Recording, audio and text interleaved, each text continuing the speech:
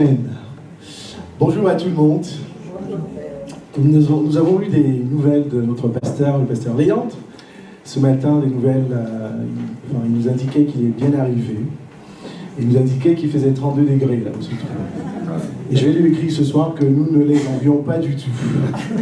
Avec notre 19 degrés, je vais lui écrire qu'on vit dans une bonne fraîcheur avec la rosée de la pluie. Bon, en tout cas, pensez au pasteur Léandre et à Gertie, qui vont passer quelques temps dans vos moments de prière, prier également pour eux. Ils ont besoin de repos, n'est-ce pas? Amen.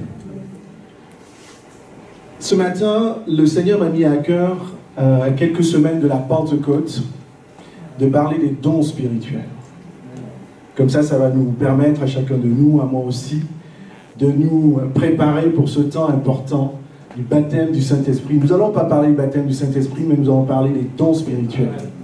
Parce que je pense vraiment, et ma conviction profonde, selon la parole de Dieu, c'est que nous, chacun de nous, chacune de vous, avez reçu un don du Seigneur, le don de l'Esprit Saint, pour le servir. C'est une chose d'être rempli du Saint-Esprit. En fait, quand vous avez reçu le Seigneur Jésus-Christ, tout le monde, nous sommes remplis du Saint-Esprit. Et le Saint-Esprit habite en nous. Et quand nous voulons servir le Seigneur, nous avons besoin des dons du Saint-Esprit. Si nous voulons servir le Seigneur de façon efficace, avec la puissance du Saint-Esprit, nous avons besoin des dons qui viennent du Saint-Esprit. Tu as besoin du don dans la louange, quand tu fais la louange. Tu as besoin du don quand tu accueilles, si tu as l'accueil. Tu as besoin du don du Saint-Esprit, même si tu as la solo. Ceux qui sont au groupe d'instruction biblique ont besoin du don du Saint-Esprit.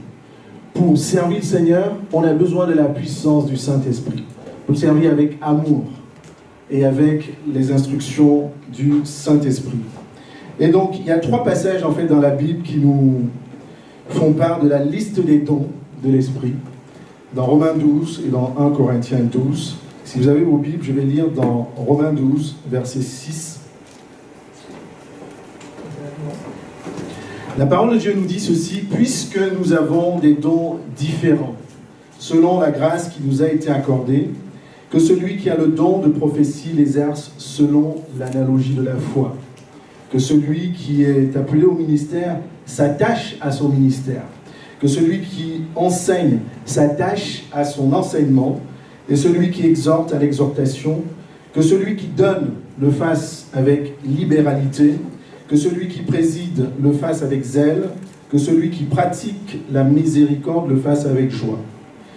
Le deuxième passage qui va faire l'objet de ce message se trouve dans 1 Corinthiens 12, verset 4, qui dit ceci: il y a diversité de dons, mais le même esprit, diversité de ministères, mais le même Seigneur, diversité d'opérations, mais le même Dieu qui opère en tous. Or, à chacun, vous voyez bien, à chacun, la manifestation de l'Esprit est donnée pour l'utilité commune.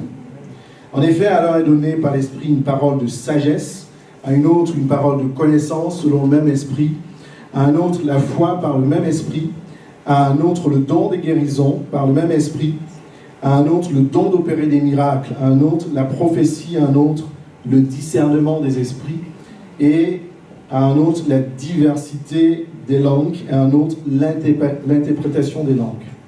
Verset 11, un seul et même esprit qui opère toutes ces choses, les distribuant à chacun en particulier comme il veut. C'est de la volonté du Saint-Esprit de le distribuer à chacun d'entre nous comme il veut. Pas comme nous voulons, mais comme il veut. Le troisième passage qui nous parle de la liste des dons se trouve dans 1 Corinthiens 12, verset 28, qui dit ceci: et Dieu a établi dans l'Église premièrement des apôtres, secondement des prophètes, troisièmement des docteurs, ensuite ceux qui ont le don des miracles, puis ceux qui ont les dons de guérir, de secourir, de gouverner, de parler diverses langues. Tous sont-ils apôtres? Tous sont-ils prophètes? Tous sont-ils docteurs? Tous ont-ils le don des miracles? Tous ont-ils le don des guérisons? Tous parlent-ils en langue? Tous interprètent-ils? Et le verset 31, qui justement nous encourage Aspirer les dons dit ceci, aspirer aux dons les meilleurs. Et d'ailleurs, c'est une invitation que nous trouvons également dans 1 Corinthiens 14, verset 1, qui dit ceci, aspirer aux dons les meilleurs. Et c'est ça, en fait, le titre de ce message, c'est aspirer aux dons, mes bien-aimés. Aspirer aux dons spirituels. Et en introduction, je peux vous dire que le Saint-Esprit, l'œuvre du Saint-Esprit est malheureusement contestée à travers le monde entier. Quand nous voyons même les baptistes, vous savez, les baptistes ne croient pas au baptême du Saint-Esprit. Ils ne croient pas à l'action du Saint-Esprit dans leur vie, parce qu'ils se disent que c'était au temps apostolique, c'est-à-dire au temps des apôtres, au temps de Pierre, les Jean, ainsi de suite. Lorsque nous regardons les témoins de Jéhovah, eux, ils pensent que le Saint-Esprit, c'est juste une force agissante. C'est une force qui nous paraît, qui permet aux chrétiens, entre guillemets, d'être simplement forts, d'avoir une force surnaturelle. Et lorsque nous nous intéressons, par exemple, aussi aux catholiques, en fait, ils n'accordent pas la place que revient le Saint-Esprit. Et donc, du coup, chez eux, il n'y a pas de puissance du Saint-Esprit. Et donc, malheureusement, même dans plusieurs de nos églises, on prêche beaucoup de bénédictions, on prêche beaucoup de prospérité, de victoire, etc. Et pourtant, pour moi, ça, ce sont des choses secondaires. Le chrétien qui vit par la vie de l'esprit, c'est des choses qui doivent arriver. Nous serons bénis, nous serons guéris. Ça, c'est vraiment la vie de l'esprit. Rien d'extraordinaire. Et je voudrais vous inviter à chacun de nous vraiment, à quel que soit ce que vous écoutez, quel que soit ce que vous lisez, attachez-vous à la saine doctrine, aux Écritures. Alléluia. Et ce matin, nous allons parler donc des dons spirituels. Et je voudrais rappeler que nous sommes une église pentecôtiste. Alors, on ne va pas mettre des étiquettes partout, mais pentecôtiste, ça signifie simplement que nous croyons à plusieurs choses concernant le Saint-Esprit. Nous croyons que le chrétien, il est rempli du Saint-Esprit lorsqu'il reçoit le Seigneur Jésus-Christ. C'est ce que je vous disais, Jean 3, verset 5. Jésus répondit, en vérité, je te le dis, si un homme ne naît d'eau et d'esprit, il ne peut entrer dans le royaume de Dieu. Donc quand tu acceptes le Seigneur Jésus-Christ, tu as été rempli de son Saint-Esprit. Acte 2, verset 38, Pierre leur dit, repentez-vous et que chacun de vous soit baptisé au nom de Jésus-Christ pour le pardon de vos péchés et vous recevrez le don du Saint-Esprit. Vous voyez? Voilà, c'est clair, nous avons tous le Saint-Esprit, en tout cas pour ceux qui ont accepté le Seigneur. Et je vous disais que nous croyons également que le chrétien est baptisé du Saint-Esprit, se recevoir la puissance de Dieu. Et c'est la promesse de Jésus pour être ses témoins. Ça, c'est encore autre chose. Comme l'ont été les premiers apôtres, ils ont été baptisés du Saint-Esprit. C'est dans Acte 1, et c'était la promesse de Jésus. Mais vous recevrez une puissance, le Saint-Esprit survenant sur vous, et vous serez mes témoins en Jérusalem, en Judée, à Jérusalem et au reste du monde, jusqu'aux extrémités de la terre.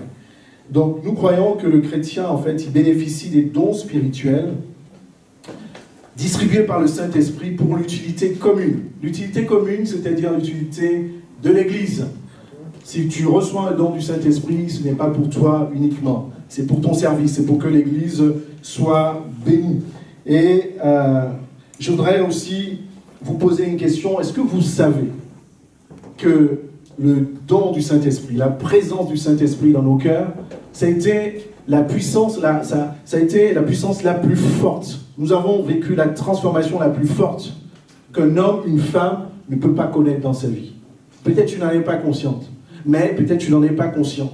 Et ce matin, je veux te rappeler que quand tu reçois le Saint-Esprit, et si tu es rempli encore, si tu reçois les dons du Saint-Esprit, ben tu es doté d'une puissance extraordinaire, que ni les armées de la terre, ni le diable, ni Satan ne peut arrêter, ne peut stopper. Je vais vous rappeler ce qui s'est passé en fait. Il y a un docteur de la loi, Gamaël, dans Actes, vous vous souvenez, quand l'apôtre Pierre et Jean annonçaient la parole, parlaient du Seigneur Jésus-Christ, ils étaient emprisonnés, ils étaient insultés, ils étaient bastonnés. Et puis il y a un homme qui a parlé de la part de Dieu, sans le savoir, c'était un docteur de la loi, il a dit, et maintenant je vous le dis, il s'adressait en fait à tous ceux qui voulaient maltraiter les apôtres.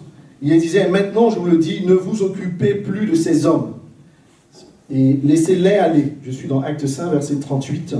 Si cette entreprise ou cette œuvre vient des hommes, si elle vient des hommes, elle se détruira. Verset 39, mais si elle vient de Dieu, vous ne pourrez la détruire. Ne courez pas le risque d'avoir combattu contre Dieu. Qu'est-ce qu'il était en train de leur dire à cette foule qui voulait maltraiter les premiers apôtres? Il est en train de dire que ces hommes et ces femmes qui étaient les apôtres, qui étaient tous ceux qui avaient reçu le Saint-Esprit et qui annonçaient la parole de Jésus-Christ avec amour, avec autorité. Ils étaient en train de dire, ils étaient en train de conduire une entreprise. Et cette entreprise, c'était de parler de la force, de la puissance du Seigneur Jésus-Christ, de l'amour de Dieu et du salut. Et leur dit qu'ils ont créé une entreprise forte et puissante, que personne ne peut arrêter. Vous-même, que ce soit des armées, il y avait les armées des Romains, aucune armée ne pouvait les stopper. Ni le diable ne pouvait les stopper. C'est pourquoi je veux te rappeler ce matin, tu as reçu une transformation. Il faut que tu sois conscient et consciente, la plus extraordinaire dans ta vie. Rien ne peut te stopper dans ta foi quand tu es rempli du Saint-Esprit. Et j'ai envie de te poser la question ce matin, est-ce que le Saint-Esprit a-t-il changé? Est-ce que l'Esprit de Dieu a changé?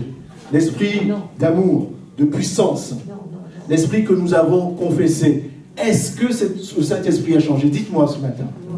C'est ce même Esprit qui était dans le cœur, dans la vie des apôtres. C'est le même esprit que nous avons aujourd'hui, qui est un esprit de réconciliation, un esprit de force, un esprit de puissance.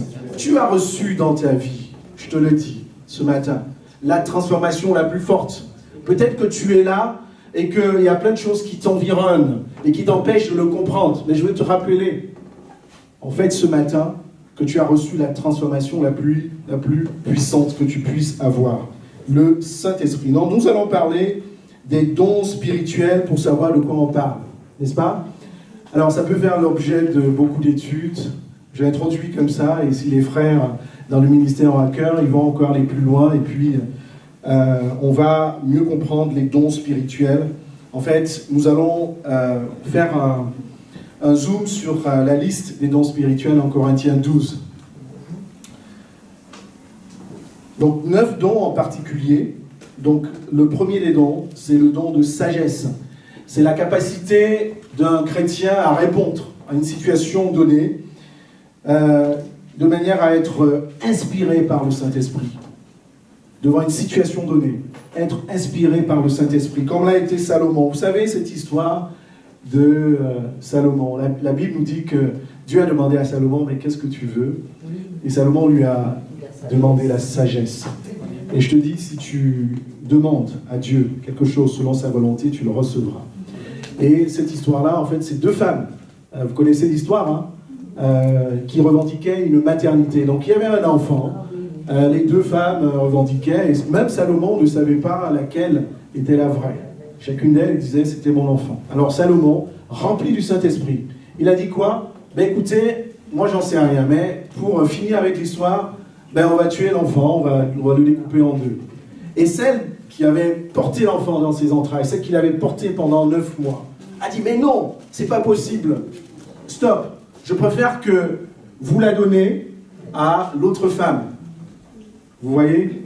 Parce que, évidemment, elle avait porté dans ses entrailles. Et Salomon a dit, maintenant que j'ai entendu ça, je sais que cet enfant t'appartient. Elle a dit à l'autre femme, arrête de revendiquer cet enfant. Et Salomon était rempli d'une sagesse extraordinaire. Et ça, c'était le début du don du Saint-Esprit. Et je vous ai dit que Dieu nous accorde le don pour sa gloire. Amen. Alléluia. Et je pense que la vie de ces femmes-là ont été marquées. Et je veux te demander ce matin, est-ce que tu as le don de la sagesse? On ne va pas tous avoir les mêmes dons. Le Saint-Esprit dit que il va distribuer des dons différents. Peut-être tu te dis, ah non, moi, la sagesse, c'est pas pour moi. À chaque fois que j'ouvre ma bouche, c'est une catastrophe. Quand je suis sollicité pour résoudre les problèmes, c'est une catastrophe. C'est pas grave. Le don de la sagesse, c'est peut-être pas pour toi. Peut-être que tu as le don du discernement, peut-être que tu as le don de la connaissance. Amen? Amen? Amen. Donc on va parler du don de la connaissance. Cela consiste à recevoir le Saint-Esprit et la connaissance des choses qui échappent à nos vues. C'est-à-dire, vous ne connaissez pas quoi que ce soit sur la vie d'un homme, d'une femme, ça peut être à l'église, ça peut être à l'extérieur, et le Saint-Esprit vous dévoile en fait la vie de cette personne. Moi, ça m'est arrivé à plusieurs reprises, dans l'autre sens, où quand un serviteur de Dieu priait pour moi, alors il me révélait quelles étaient mes prières vis-à-vis du Seigneur, quels étaient mes combats, quelles étaient mes épreuves, quelles étaient mes attentes. Vous voyez, ça vous est déjà arrivé, non? Voilà, ça c'est le don de connaissance. Et nous voyons également que Jésus lui-même, il a exercé dans Jean 4, verset 16. Vous connaissez l'histoire de cette femme samaritaine. Jésus est venu, il a demandé de l'eau, etc. Et à un moment donné, Jésus lui dit, appelle ton mari et viens me voir. Et la parole de Dieu nous dit dans Jean 4, verset 17, la femme répondit, je n'ai point de mari. Jésus lui dit, tu as raison, je n'ai point de mari, car tu as 5 maris, et celui que tu as maintenant n'est pas ton mari, et cela tu as dit vrai. Et donc ça, c'est le don de la connaissance. Le Seigneur nous invite à aspirer à ces dons-là, pas simplement pour toi, parce qu'il y a des hommes et des femmes qui ont besoin de la révélation du Seigneur. Et les dons spirituels sont là pour témoigner que le Saint-Esprit est réel dans nos vies. Est-ce que vous le croyez? Et que Dieu est vraiment réel. Parce que c'est Dieu qui révèle ces choses par son Saint-Esprit. Et cette femme-là, quand elle a écouté ça, elle a compris qu'en face, elle n'avait pas qu'un homme, mais qu'elle avait Dieu en face d'elle. Et le Saint-Esprit existe réellement. Le don de la foi, c'est le 3e don, c'est vraiment l'aptitude d'être animé d'une confiance absolue quand tu pries, de manifester une foi exceptionnelle. Donc nous avons une foi tous, n'est-ce pas? Quand nous avons reçu le Seigneur Jésus-Christ, nous avons la foi que nous lui appartenons, nous avons la foi que nous avons le salut, nous avons la foi que le Seigneur est présent dans notre vie chaque jour, n'est-ce pas? Mais le don spirituel de la foi, c'est autre chose. Je vous disais que le don spirituel, c'est une grâce de Dieu qui nous donne une force complémentaire, une force supplémentaire pour le servir. Le don de la foi, c'est un don qui peut déplacer les montagnes. Et il y a beaucoup d'exemples dans la Bible. Et de façon générale, tous les miracles, les guérisons qui se sont passés dans la Bible venaient de l'expression du don de la foi, d'un frère, d'une sœur, d'un apôtre. Et on peut prendre par exemple l'exemple de Pierre dans Acte 9, verset 34. Pierre avec Énée le paralytique. La Bible nous dit paralytique depuis 8 ans. Verset 34, Pierre lui dit, Énée, Jésus-Christ te guérit. Lève-toi et arrange ton lit. Et aussitôt il se leva. Et tous les habitants de Lyde et du Saron le virent, ils se convertirent au Seigneur. Donc quand Pierre est arrivé, a vu Énée, il n'a pas dit, c'est quoi ton histoire? Il n'a pas dit, je vais t'imposer les mains. Il n'a pas dit, je vais appeler toute l'assemblée pour prier pour toi. Mais il a ordonné. Vous voyez, il a exprimé un don de la foi. Il lui a dit, Jésus-Christ te guérit. Il n'a pas dit, je veux prier Jésus-Christ, au nom de Jésus-Christ pour te guérir. Il a dit, Jésus-Christ te guérit, et vas-y, lève-toi et prends ton lit. Et donc, le don de la foi, c'est vraiment prier avec confiance, avec assurance au Seigneur. C'est pour ça que le Seigneur nous invite à aspirer à ces dons. Et je t'invite, mon frère et ma soeur, aspire aux dons. Aspire aux dons spirituels. Nous n'allons pas tous avoir le don de la foi. Mais si tu demandes le don de la foi pour servir Dieu, pour le glorifier, alors il va t'accorder le don de la foi. 4e don, le don de guérison. C'est une puissance qui est accordée par Dieu à un chrétien pour secourir, pour consoler, pour restaurer à travers la guérison. Et c'est ce à quoi le Seigneur veut vraiment nous amener. Vous voyez, quand le Seigneur est parti, il a dit, vous imposerez les mains aux malades et ils seront guéris. Et pour le faire, souvent nous chrétiens, on est un peu frileux, n'est-ce pas? En évangélisation, même à l'église ou à l'extérieur, dans la famille, on a peur de s'engager. On se dit, et si je prie et que ça ne marchait pas, et si je... Voilà. Vous voyez, on se pose plein de questions. Le Seigneur t'invite, on aura une fois de plus, pas tous le don de guérison. Mais si tu as ça à cœur, si tu as vraiment à cœur la souffrance des âmes, et pourquoi le Seigneur nous donne les dons? Parce qu'au milieu d'entre nous, il y a beaucoup de malades, que ce soit à l'église, que ce soit même dans nos familles. Le Seigneur, il est venu pour prêcher sa parole. Son but ultime, c'est nous donner le salut. Mais lorsque vous lisez la parole de Dieu, vous allez vous rendre compte que le Seigneur n'a pas fait que ça. Il a guéri aussi les malades. Tous ceux qui venaient vers lui, qui étaient handicapés, qui étaient malades de longue date, il a guéri pour montrer la présence de Dieu, l'amour de Dieu, la puissance de Dieu dans notre vie. Et donc, le don de guérison, un exemple dans la Bible, c'est, vous voyez, l'homme boiteux qui était devant le temple, n'est-ce pas? Rencontré par Pierre et Jean.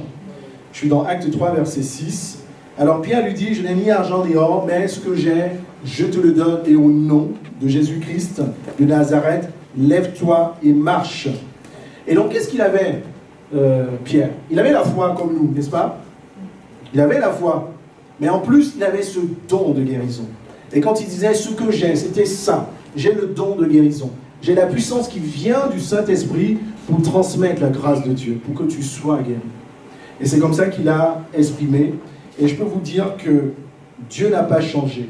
Dieu veut t'accorder également ce don. Il peut t'accorder ce don par le Saint-Esprit, le don de guérison. Le 5e don, c'est le don d'opérer des miracles. En fait, c'est la capacité d'accomplir quelque chose qui est surnaturel. Quelque chose qui va au-delà de la loi de la nature, au-delà de la loi physique. Et qui ne peut être que la manifestation du Saint-Esprit, la manifestation de Dieu. Et donc, nous pouvons prendre l'exemple de l'apôtre Paul, qui a ressuscité Eutychus. L'apôtre Paul était assez spécial. Il prêchait, il pouvait prêcher toute la nuit. Et la Bible nous raconte cette histoire-là, où il prêchait, et puis il y a un garçon qui est tombé de la fenêtre, et qui était mort. Et donc, on parle de la mort parce que c'est une situation exceptionnelle. Et nous voyons que le don des miracles, ça permet de dépasser cette situation qui est exceptionnelle. Vous voyez, la guérison, les exemples que je vous ai pris, parfois quand vous racontez à un ami ou un frère ou une sœur, il y a une sœur qui a été guérie, un frère qui a été guéri. Il peut avoir un doute en disant, oh il a pris des médicaments, ou alors il n'est pas vraiment malade, et ainsi de suite. Mais quand on est face à une situation de miracle, il n'y a aucun doute. Parce que passer de la mort à la vie, il n'y a que Dieu qui peut le faire. Il n'y a que le Saint-Esprit qui peut le faire. Et donc nous voyons que, et ce passage, vous le connaissez en fait, Acte 20, verset 10, mais Paul étant descendu se pencha sur lui, le prit dans ses bras en disant, ne vous troublez pas, car son âme est en lui. Verset 12, le jeune homme fut ramené vivant, et ce fut le sujet d'une grande consolation. Ça, c'est le don des miracles. Une fois de plus, le Saint-Esprit n'a pas changé, les bien-aimés. Il est toujours présent. Il est toujours aussi puissant. Vous savez, on parle de la résurrection, et je vais faire appel à votre grande connaissance de la Bible. Il y a très peu de cas de résurrection dans la Bible. Est-ce que vous vous souvenez de quelques cas de résurrection? Alors, Lazare, oui, Lazare, tout le monde connaît. Quel autre cas? Pardon? Oui, donc on a deux histoires comme ça dans l'Ancien Testament, à la fois l'histoire d'Élie, l'histoire d'Élisée, c'est des histoires qui se ressemblent, qui sont assez similaires, où il y a les enfants de ces veuves qui sont décédés, ils sont passés de la mort à la vie par le don des miracles. Est-ce que vous pensez à quoi d'autre?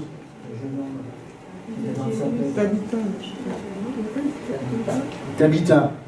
Est-ce que Tabitha a été ressuscitée? Je vous laisse vérifier dans la Bible. Donc nous pouvons penser notamment à la fille de la veuve de Naïm, la fille de Jairus, que vous connaissez aussi. Jésus avec Lazare aussi, je l'ai dit. Donc il y a moins d'une dizaine de cas de résurrection. Moi j'avais compté 6, vérifier pour... Pardon ma sœur? Il y a la vallée des ossements.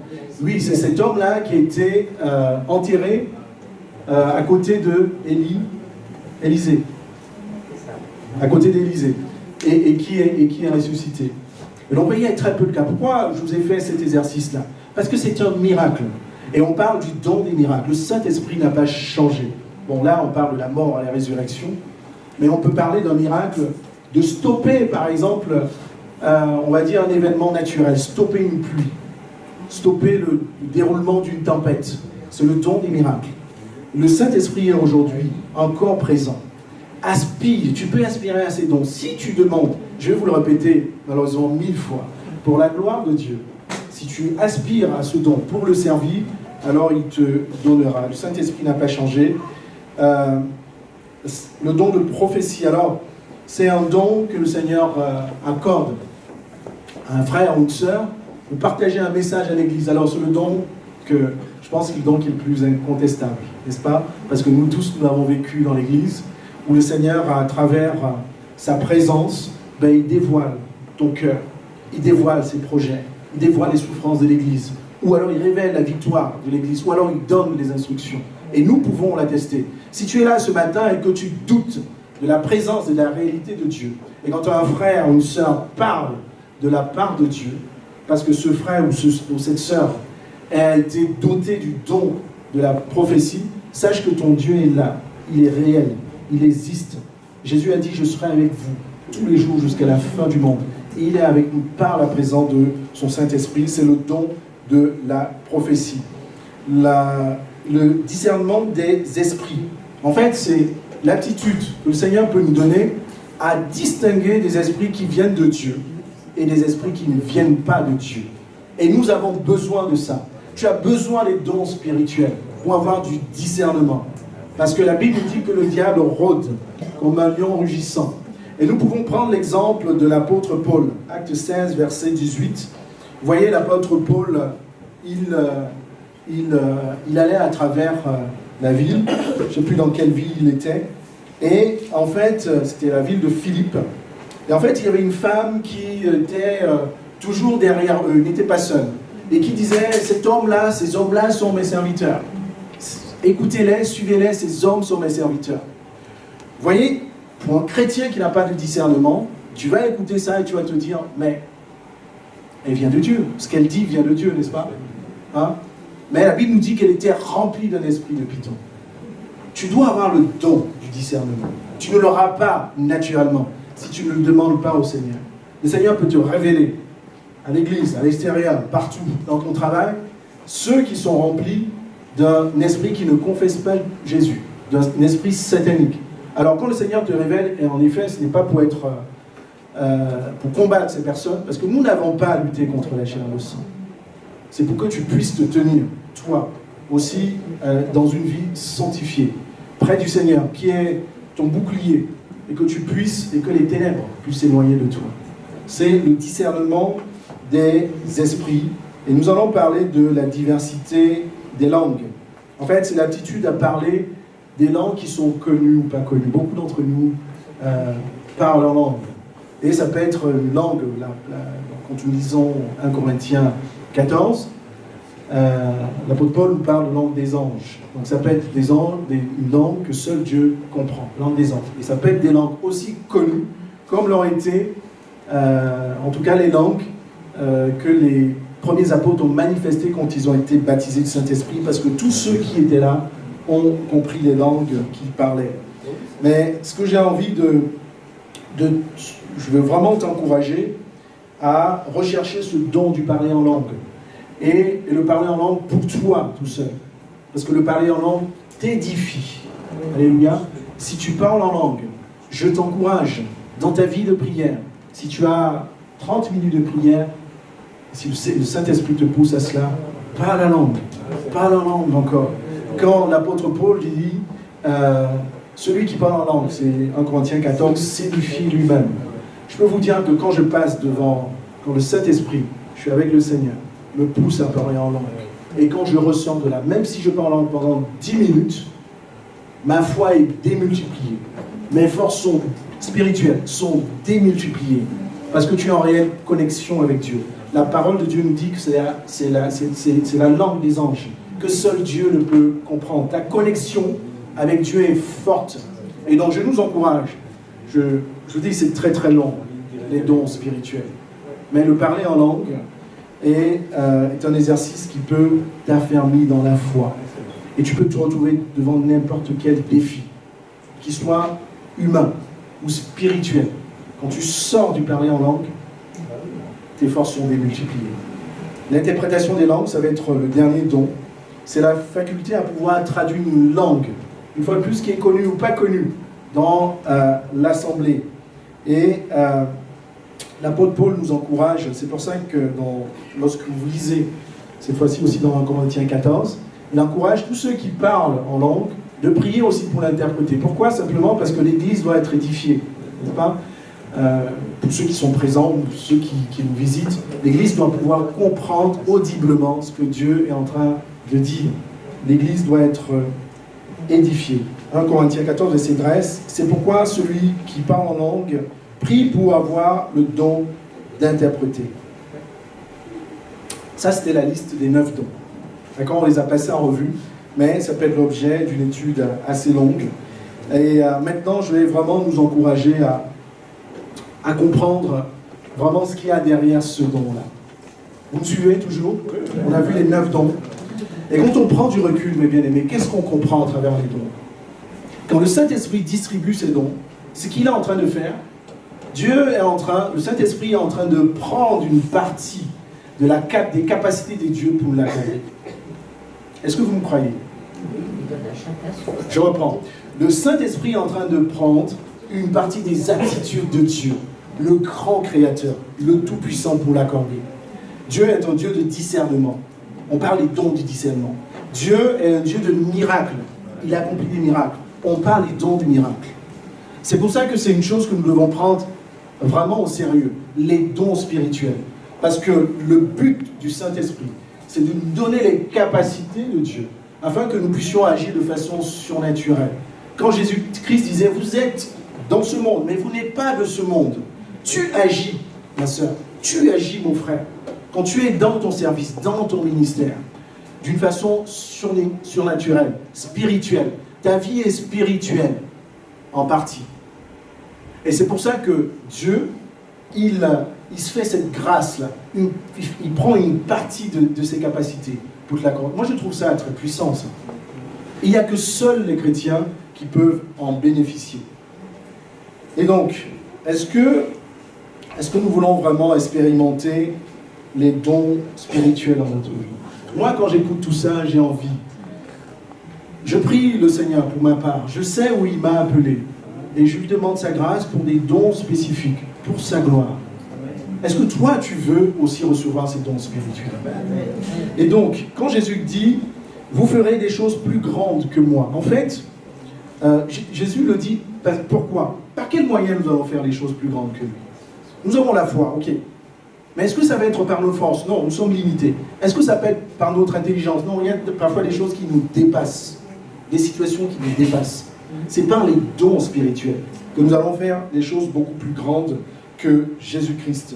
Donc, et quand Jésus-Christ lui-même, il a fait, je vous ai parlé de cette promesse dans Marc 16, quand il dit, en mon nom, vous chasserez les démons, vous chasserez... Je vais peut-être vous choquer ce matin, vous comprendrez pourquoi. Le nom de Jésus-Christ, tout seul, n'est pas suffisant. Le nom de Jésus-Christ, si on l'évoque tout seul, il n'est pas suffisant. Vous voyez, vous connaissez l'histoire des fils de... Les fils de qui? De Cépha, n'est-ce pas? Eux aussi, ils ont entendu parler de ce nom de Jésus. Ils ont vu les apôtres qui évoquaient le nom de Jésus-Christ pour chasser les démons, pour guérir les malades, et ainsi de suite. Alors ils ont vu quelqu'un de possédé. Ils sont aussi allés dire au nom de Jésus-Christ, esprit, etc. Et vous connaissez la suite de l'histoire. Ils ont été totalement dévastés. Je m'arrête là pour vous dire, le nom de Jésus-Christ, quand tu l'invoques, tu dois l'invoquer avec le don de la foi, avec une foi qui est ferme. Alléluia. C'est pour ça que Jésus-Christ nous demande de prier avec la foi. Quand nous prions, nous devons prier selon la volonté de Dieu. Nous devons prier au nom de Jésus-Christ. Mais Jésus-Christ pouvait dire, tout ce que vous demandez par la foi, vous l'obtiendrez. Et donc, le nom de Jésus-Christ, si tu l'invoques pour guérir, prier pour la guérison de malades, si tu l'invoques pour prier pour un de tes projets, invoque le nom de Jésus-Christ avec la foi. Tu ne peux pas invoquer le nom de Jésus. Ce n'est pas un nom, ce n'est pas une formule magique, n'est-ce pas? Derrière le nom de Jésus-Christ, il y a toute la puissance de Dieu. Il y a toute la grâce de Dieu. Il y a toute la force de Dieu. Alléluia. C'est pour ça que quand tu l'invoques, tu dois l'invoquer avec foi avec conviction. Et vous avez vu l'exemple de Pierre, de Jean, de Paul, quand ils ont invoqué le nom de Jésus-Christ, ce qui n'existait pas. J'ai écouté dans une prière, Dieu appelle à l'existence ce qui n'existe pas. Il n'y avait pas de vie, il y a eu la vie. Alléluia. Il n'y avait pas de guérison, il y a eu la guérison. Et c'est comme ça que Dieu crée ce qui n'existe pas lorsque nous invoquons son nom, parce que nous le faisons avec le don de la foi. Donc revenons sur l'utilité des dons. En fait, lorsque nous lisons le passage de Corinthiens 12, la parole de Dieu nous parle de l'utilité commune. C'est au verset 7. Or, chacun, la manifestation de l'Esprit est donnée pour l'utilité commune. Et donc, c'est très important cela, parce que de comprendre que ces dons-là, une fois de plus, ce n'est pas pour nous. C'est pour l'utilité de l'Église. C'est-à-dire que le Seigneur veut nous rendre aptes au service. Le Seigneur veut que nous témoignions de lui avec puissance. Le Seigneur veut maintenir également l'Église dans l'unité. Vous voyez, quand il y a une prophétie, quand il y a une révélation, on sent que le Seigneur est présent et ça crée l'unité. Et ça, c'est le Seigneur qui le fait. Le Seigneur veut te donner aussi des dons pour ta propre croissance. Ça, nous l'avons vu à travers le parler en langue, par exemple. Et nous voyons que le Seigneur veut également te préserver de faux enseignements. Parce qu'il y en a beaucoup. Le Seigneur veut également te préserver de l'influence des mauvais esprits. Et donc, le don, c'est aussi un cadeau, je vous le disais. Et donc, le don, ce n'est pas un talent. Je sais que vous le savez, il y a certains d'entre nous, même dans le monde, qui ont des talents. Il va y avoir des talents dans l'art, c'est pas mauvais, des talents dans le sport, etc. Donc, on ne parle pas de ça. Vous voyez ? Ce n'est pas une aptitude personnelle, ce n'est pas une aptitude physique. C'est pour ça qu'on ne peut s'enorgueillir. On ne peut pas se vanter d'avoir un don. Lorsque vous suivez sur Internet, il y a à boire et à manger. Des hommes de Dieu qui se présentent comme apôtres, prophètes, je vous conseille. Prenez votre sac, fuyez. Fuyez à 1000 à l'heure.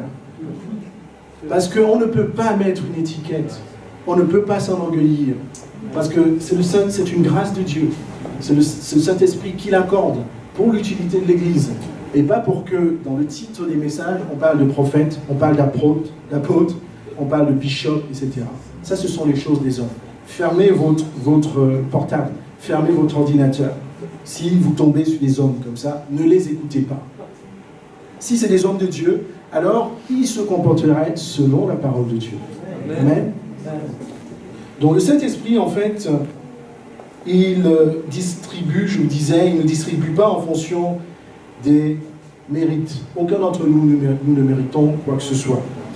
Et donc, moi, quand j'écoute tout ça, j'ai envie de me poser la question, mais comment recevoir les dons spirituels? N'est-ce pas? C'est pas si évident, même si on a compris que c'est le Saint-Esprit qui les distribue, n'est-ce pas?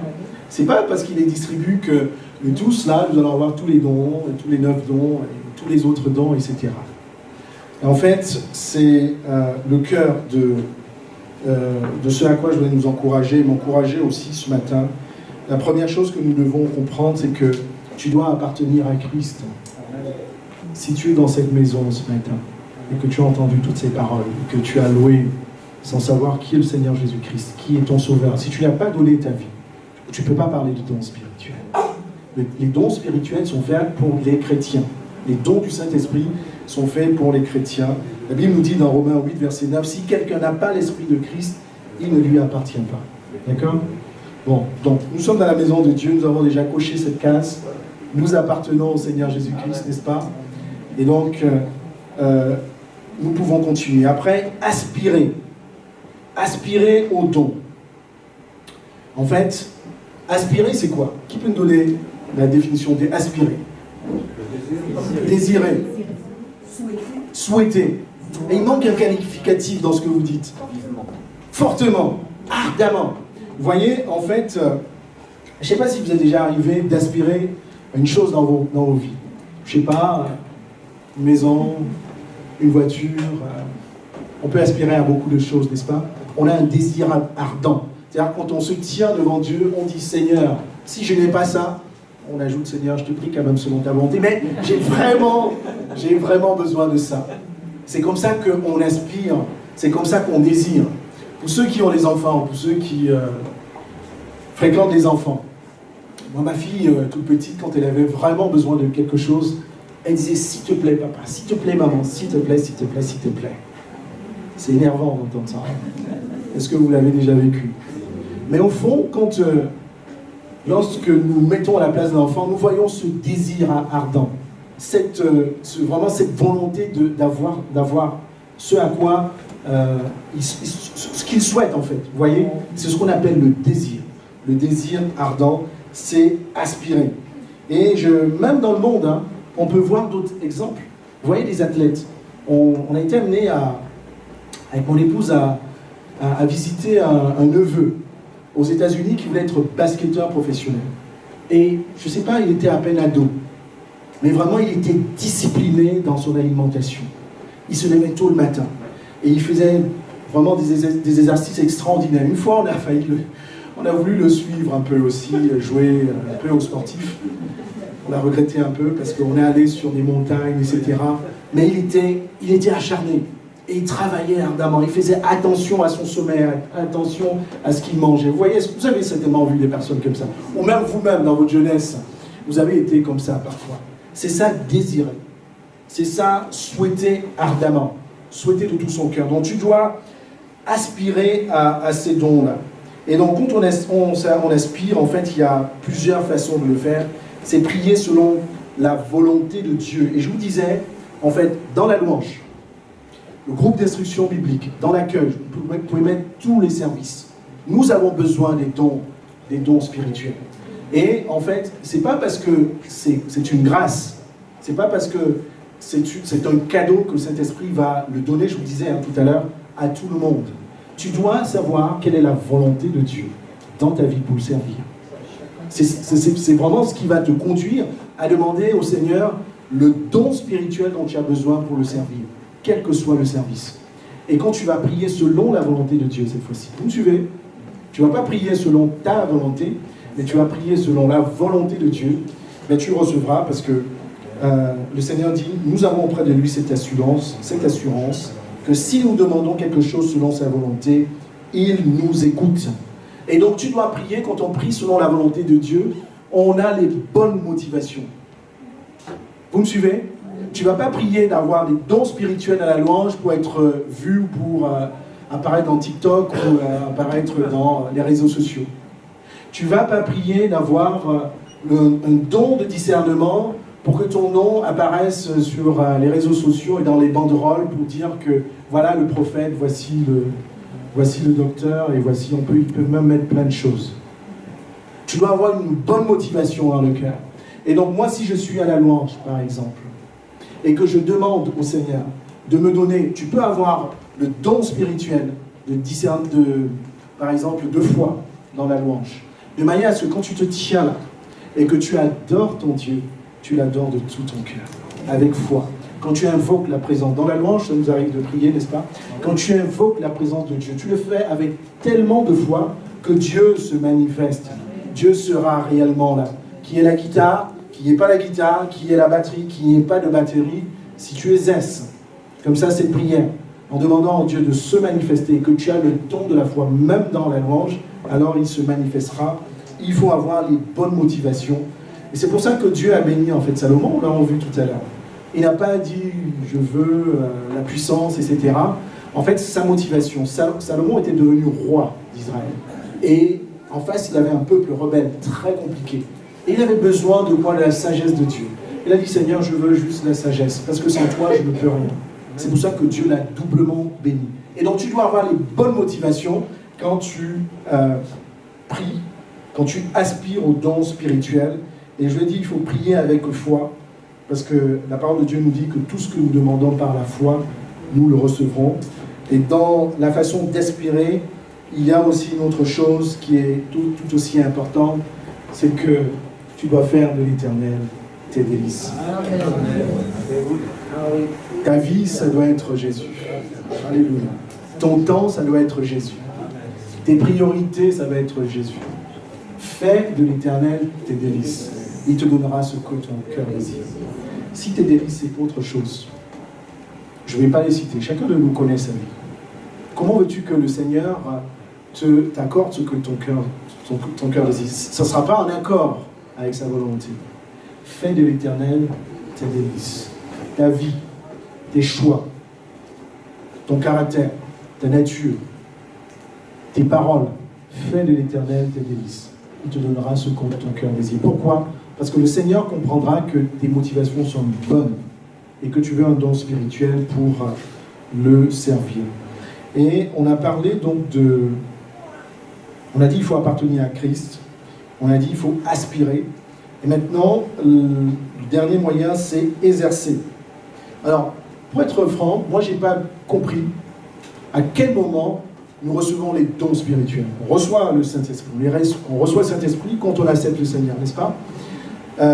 Mais ce moment-là, au moment exact où on reçoit les dons, je n'ai pas compris. Mais il y a une certitude, c'est que Dieu nous accorde les dons. Mais lorsque nous l'étudions, on peut comprendre que, en fait, il y a certaines personnes qui ont déjà reçu les dons, mais qui ne savent pas. Tu peux être dans cette salle, tu as déjà un don qui vient de Dieu, mais tu ne sais pas. Je fais référence notamment à Timothée 4, verset 14, où l'apôtre Paul rappelait, enfin, je vais lire le verset, ne néglige pas le don qui est en toi et qui t'a été donné par prophétie avec l'imposition des mains de l'assemblée des anciens. C'est-à-dire qu'à un moment dans la vie de Timothée, il y a un moment où il y a des anciens qui lui ont posé les mains, et Timothée a reçu ce don-là. Mais quand nous lisons ça, nous comprenons qu'il ne l'exerçait pas. C'est pour ça que l'apôtre Paul lui rappelle de ne pas négliger ce don-là. Et donc, nous voyons qu'à un moment donné, tu as certainement reçu ce don, mais tu ne l'exerces pas. C'est pour ça qu'il faut te mettre en prière. Et nous avons vu également que tu reçois les dons quand tu le demandes, avec la bonne motivation. Donc ça peut être des moments où vous recevez les dons, vous l'avez peut-être reçus, et vous le recevrez si vous le demanderez. Et donc, ce qui est aussi important de comprendre, c'est que, en fait, la gloire de Dieu sera toujours au cœur des dons spirituels. Arrêtez les dons spirituels si vous ne recherchez pas la gloire de Dieu. Non seulement vous ne le recevrez pas, mais vous pouvez recevoir autre chose qui ne vient pas de Dieu. Parce que vous rechercherez ce qui est bon pour votre chair, ce qui est bon pour votre orgueil, ce qui est bon pour votre notoriété. Donc recherchez toujours la gloire de Dieu. Et quand vous recherchez la gloire de Dieu, Dieu manifeste sa gloire à travers vos dons spirituels. On peut faire référence à Hébreux chapitre 2, verset 1. Bon, le passage est un peu long, mais verset 14. Vous allez le lire chez vous. Dieu appuyant leur témoignage par des signes, des prodiges et divers miracles, et par les dons du Saint-Esprit distribués selon sa volonté. Ce passage fait référence à tous ceux qui sont remplis des dons spirituels et qui les exercent. Et ce passage nous dit simplement que Dieu, en fait, il va rendre des témoignages. Il va les rendre visibles. Si tu as le don du discernement, ça sera visible pour la gloire de Dieu. Si tu as un don de guérison, ça sera visible pour la gloire de Dieu. C'est pour ça qu'il faut l'exercer. Et le meilleur moyen, c'est déjà l'exercer. Le Seigneur Jésus-Christ lui-même, il a fait, quand il est rentré dans la synagogue, quand il a commencé son ministère, il a dit « L'Esprit du Seigneur est sur moi ». Donc il m'a oint pour faire quoi? Pour consoler, pour délivrer, pour envoyer, pour guérir ceux qui ont le cœur brisé, etc. Et nous voyons que toute la vie de Jésus-Christ, ça a été une vie de démonstration des manifestations des dons spirituels. C'est ce que le Seigneur veut pour toi, ma soeur. C'est ce que le Seigneur veut pour toi, mon frère. Donc il est important, en fait, aussi d'être déjà dans le service de Dieu. Tu ne peux pas demander les dons spirituels si le service de Dieu n'est pas ta priorité. Si tu n'as pas un cœur, dans la maison de Dieu, il y a plein de choses à faire. Dans la maison de Dieu, même en dehors, on peut témoigner de Dieu, même quand on reste chez soi. Vous voyez, c'est important d'être déjà en mouvement. C'est important d'être déjà dans le témoignage, par exemple. C'est important de servir le Seigneur pour recevoir les dons spirituels. Donc, il faut l'exercer. Et donc, c'est ce sur quoi je voudrais vous encourager, mes bien-aimés. Les dons spirituels, c'est d'abord une histoire entre Dieu et toi. Donc, si tu as un don, n'en parle pas aux frères, aux sœurs en disant Dieu m'a accordé, ça sera visible. Ça sera une histoire de toi et Dieu. et Dieu t'utilisera dans son service. On a parlé du don de la sagesse, de la connaissance, de la prophétie, du parler en langue, de l'interprétation des langues. On a parlé du discernement. On a parlé du don aussi de la foi. Et ce matin, je veux qu'on passe au moins 5 ou 10 minutes de prière ensemble. Est-ce que nous pouvons nous lever? Et nous tous allons prier tous ensemble. Est-ce que tout cela a suscité en toi le désir d'avoir un don spirituel pour servir le Seigneur? Et peut-être qu'à l'écoute de ce message, tu as dit, Seigneur, c'est vrai. Je sais que dans mon cœur, j'ai reçu un don. Mais j'ai été comme Timothée, j'ai négligé ce don. Peut-être que dans ta vie, ce message a suscité en toi le désir de te mettre en mouvement, de servir le Seigneur. Et tu veux te dire, je suis résolu vraiment à servir le Seigneur. Je suis résolu à le servir. Et Seigneur, j'ai besoin de dons spirituels. Et peut-être que toi aussi, tu dis, Seigneur, je sais déjà que j'ai ce don, Seigneur. Aide-moi à l'exercer avec assurance, avec confiance. Et je peux vous dire, tout ce que nous demandons au Seigneur ce matin, il nous l'accordera. Parce que nous le demandons par sa gloire. On prier ensemble, que vraiment chacun ouvre sa bouche en donnant sa situation au Seigneur, en aspirant au don. Et cette prière, vous pouvez la continuer chez vous. Mais ensemble, prenons 5 minutes. Et peut-être que pendant ce temps-là, peut-être que le Seigneur va t'accorder le don spirituel dont tu as besoin. Don de discernement, don de foi, don de sagesse, don de guérison. Mais élevons nos voix ce matin ensemble. Et prions le Seigneur. Prions le Seigneur tous ensemble.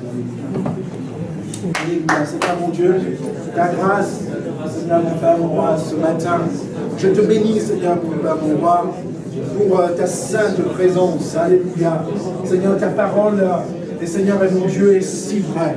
Et je sais, Seigneur, que là où tu passes, tu ne nous laisses point indifférents, Seigneur, parce que, Seigneur, là où est ta présence, Seigneur, mon Dieu, notre foi est transformée. Là où est ta présence, Seigneur, notre force, Seigneur, mon Dieu, est transformée.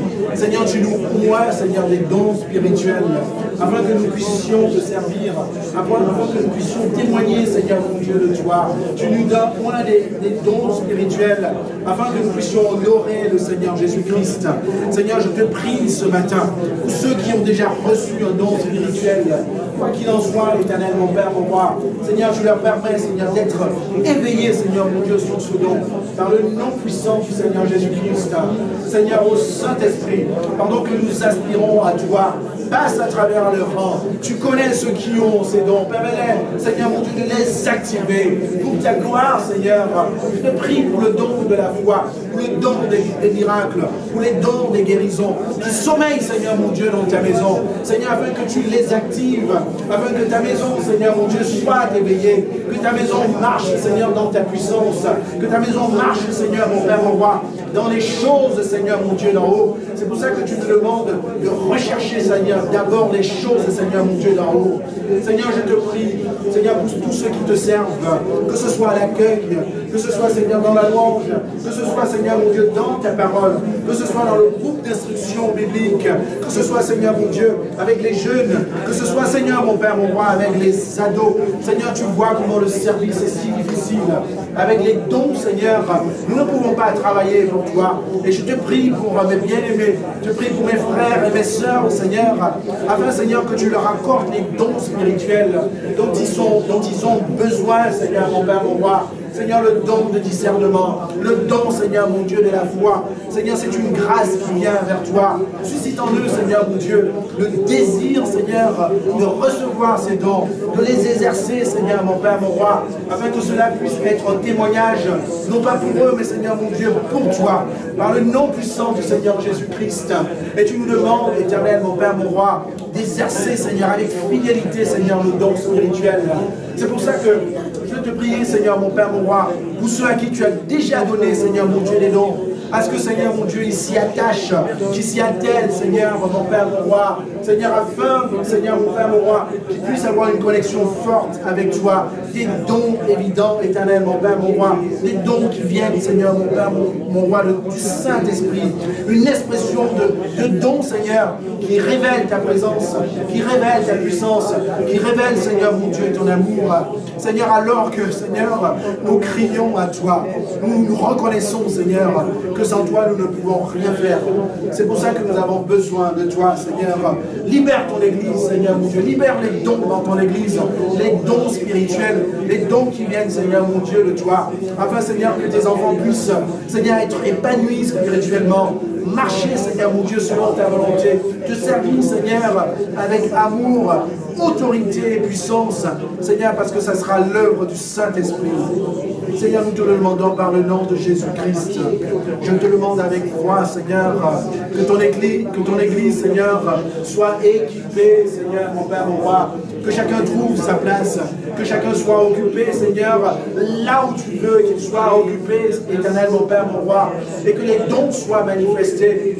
Et Seigneur, que ta maison soit remplie, Seigneur, des hommes et des femmes qui te craignent, consacrés à toi, Seigneur, utilisés par ton Saint-Esprit. Seigneur, nous aspirons aux dons, nous désirons ardemment, Seigneur, d'être remplis des dons du Saint-Esprit, d'être dotés des dons du Saint-Esprit, par le nom de Jésus-Christ.